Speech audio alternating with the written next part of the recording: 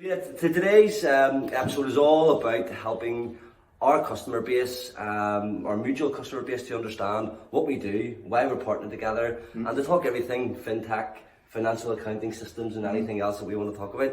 So we'll jump straight in, John. I'd like to ask you, tell us a little bit more about yourself, and a little bit more about Pinnacle and what you're doing. So I've worked with accounting systems for over 25 years and worked within Sage for just over 15 of those, and worked with different platforms. I'm head of the Intact business at Pinnacle, and so I've come at this from an accountancy point of view. I'm a part qualified accountant, and also come into it from a systems point of view, because I've done lots of go lives and projects over my years for my sins. So brilliant. That's a little bit about me, about Pinnacle. I mean, we're a business implementation, a systems implementation business that cover all of UK and Ireland.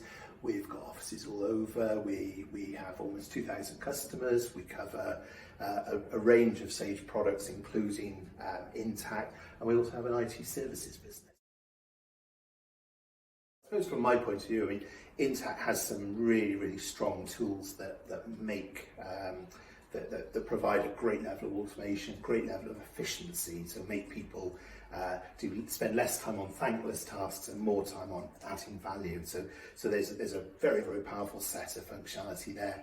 And where Lightyear is particularly, I would say, complements that in a major way, is the fact that it's got some very, very good functionality within it. I mean, I've worked with a number of AP automation platforms over the years, so I kind of, I've got the war wounds and the scars, and have had successful and unsuccessful projects involving them. So I kind of knew what to look for when you approached me, and I can concur to that. Darren. You certainly put us through our pieces. I was thorough, I'm afraid. So I apologise for that, but no, I mean, your product it looks right.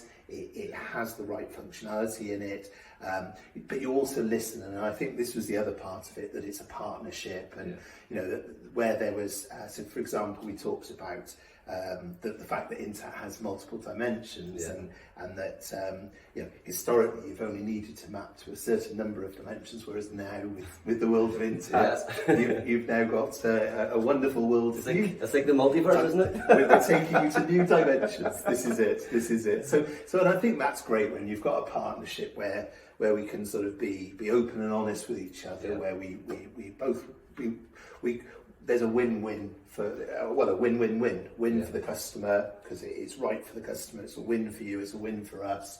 It makes the Intact program stronger and better.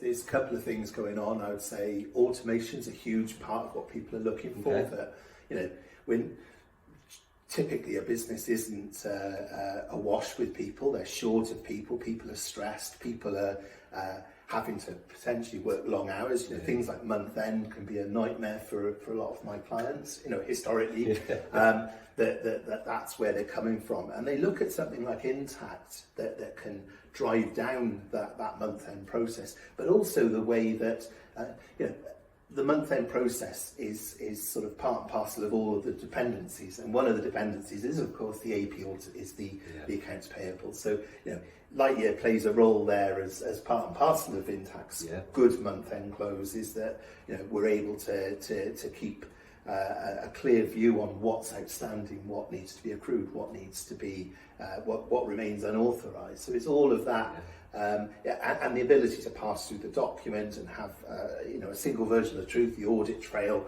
So that would, I'd say, be one of the things that's going on in the market. And then I suppose the flip side of that is to say that where you've got increasing levels of automation, it's freeing up people and freeing up the finance department particularly to then add value back into their organisation. So I think that's such a huge, almost anybody that I can ever think of that I've worked with, they've got a bucket list, that they would want to do if only they had the time. And I guess that's the thing. It's when I look at sort of Intact and what it can provide back to clients, is it's not just about return on investment. Return on investment's there, Yeah. but actually the sort of softer side of it is the return of time. You know, and whether that just means that at month end you're not stressed out to your eyeballs and you're able to, you know, still get home for tea at a reasonable hour, that kind of thing, or that you can start to hit that bucket list of to-do list of things that you've always wanted to do. Those are the strategic things that then make a tangible difference to your business. So, you know, for me, Intact is very much about delivering a value that they just perhaps aren't going to get to without that automation, without that value add. Yeah, and I think I have to concur with that. I mean, we speak to a lot of people every day in accounts payable or whatever it is, whether that's a finance manager or an FD, and a lot of them are, well, we're doing a lot of admin, we're doing a lot of admin, remedial tasks, and what we're actually finding is a lot of these people have trained as accountants, a lot of these people have a really, really strong financial background, but they're spending a lot of this time in the weeds, doing the admin work, which is, there's nothing wrong with that. However, what they should actually be doing is automating and then focusing on what they've trained for. Well, do you know what? 2 years ago, we all had to, you know, in a very quick, short order, adapt to the world of lockdown and working from home, and you know, and I've you know, the number of ways that people have adapted it just still amazes me. But you've got everything from, you know, using PDFs and you know, a SharePoint system or using DocuSign. You know, there's all these innovative ways that people have gone about it. But it sort of comes back to, well, no, if you've got a dedicated AP automation system that has approvals built in, that you can program the rules, that has a smartphone app, you know, it's all there, it's all joined up, it's all built for purpose. So a lot of these kind of innovative workarounds, as great as, you know, like people have found a way through it all, like now they need to kind of say, well, how much time is that taking us? You know, how much time is it losing? And it's not just the time in the finance department as well. If they start adding up all the time of the approvers, and if they're having to do, like I was talking to somebody just the other day, and they were saying to me that they have to go through a folder each month to check which ones have been or haven't been approved, and they were literally just opening PDFs for like several hours a month. I was like, what? So you don't have a way of just knowing which one? Oh no, I've got to go in and check them, and then those that are, I move from this folder to that folder. I was like, oh, so if I could just automate all of that, like, would that, how much time would that save? Oh, you know, at least half a day a month. And it's just little things like that, but they all add up and accumulate. Well, I mean, funnily enough, I brought a book. So Warren Buffett is one of my business idols, and I mean, I brought this book, and it's called the Interpretation of Financial Statements. Now, you know, it's beige, so straight away you're probably thinking beige equals boring. But I must say that book. I mean, Warren Buffett, if you don't know who he is, one of the richest men in the world. Didn't start rich; he became rich. He kind of invested in good quality businesses that grew and grew and grew. Businesses that we all know and love, I guess you could say, like Coca-Cola, Heinz, you know, the you know, different businesses that are well-known household names. But the reason I sort of mention him and mention this book is that how accessible this is. So somebody that either isn't an accountant but works in my industry, you know, all of my team, I would give them a copy of this book and tell them to read it, because it is, I mean, the way I would say is like accountancy is like a language in the same way as like music is a language or mathematics is a language. So that book kind of teaches you the language of accountancy in a very accessible way. I mean, to the point where, because I am an accountant, I read it and I kind of go, oh yeah, I know all of that, you know it. But then I was reading it thinking, do you know what? It's very nice how because they literally have, you know, chapter 52. So each chapter is like 3 or 4 pages long, and each is like a little bite-sized lesson of one area of the accounts, of the balance sheet or the profit and loss. And if you are an accountant and you, like myself, you're sort of reading it going, oh, I know that means that.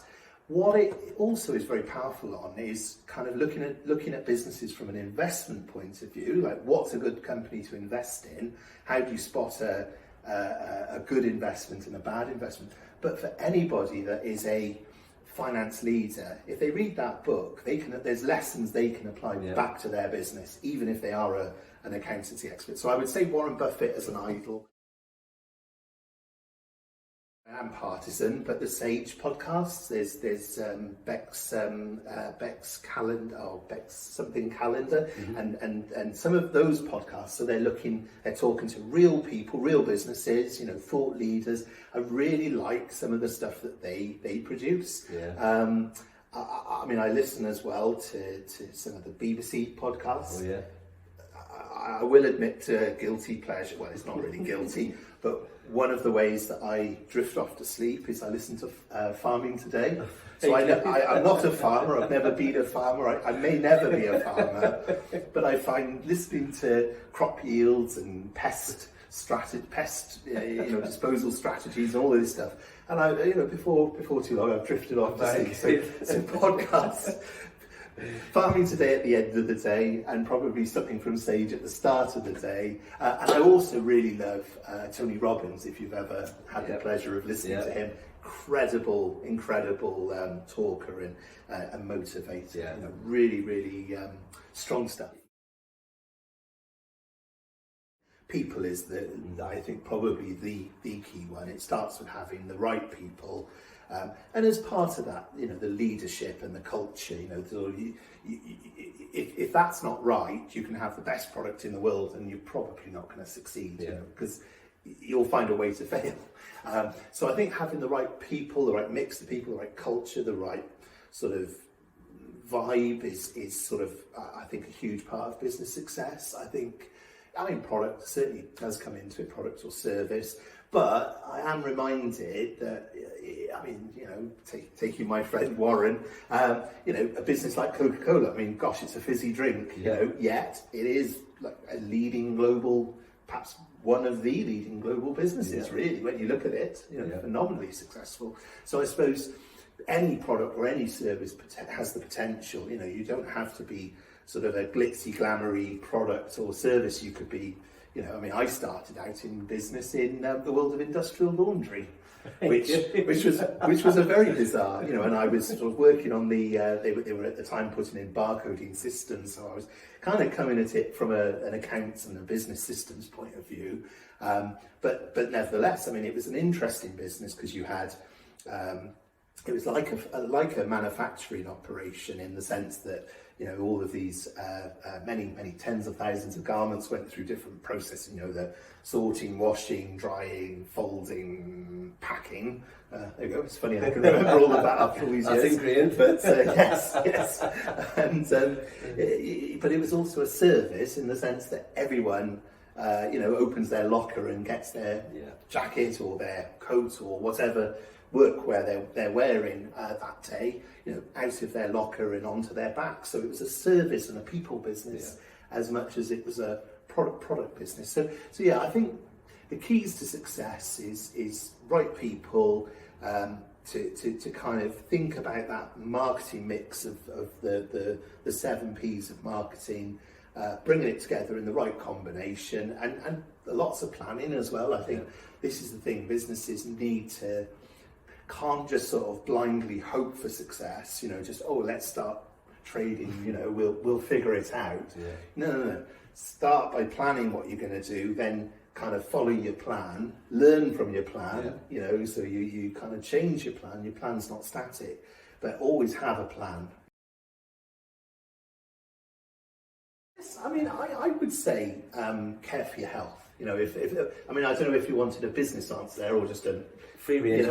I think that's the thing, is that when you've not got your health, it's very hard to get your health back. So look after your health, eat well, exercise, and I do what I can to kind of stick by those. I do have a desk job, so I sort of, when I finish that desk job, I go out and I do long walks, challenge myself, walk up steep hills and enjoy the wonderful Welsh mountains and hillsides and get out and get away from screens. I think as great as technology is, and I love my job, I love what I do, but at the same time I love kind of getting away from it all as well. So it's that balance.